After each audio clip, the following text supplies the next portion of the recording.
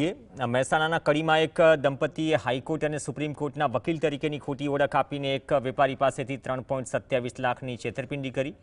આ દંપતીએ વેપારીને બળાત્કારના ખોટા કેસમાં ફસાવી દેવાની ધમકી આપીને પૈસા પડાવ્યા હતા। આ મામલે કડી પોલીસ મથકે ફરિયાદ નોંધાઈ છે।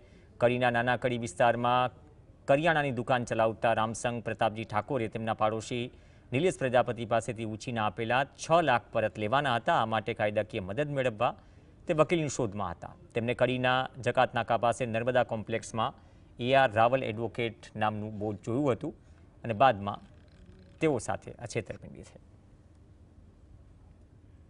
આપના વિરુદ્ધ બળાત્કારની ખોટી ફરિયાદો અલગ અલગ પોલીસ સ્ટેશનોમાં થયેલી છે અને એનામાંથી હું તમને બચાવીશ એમ કહીને ટુકડે ટુકડે એમના નામે કુલ 3,27,000 રૂપિયા એમને મેળવેલા હતા ફી પેટે। ત્યારબાદ એની અંદર કંઈ વધારે તપાસ ન થતાં અરજદારને આ બાબતે શંકા જતા અરજદારે એમની જે દુકાને છે જેની તપાસ કરતા એ લોકો દુકાનને તાળું મારીને જતા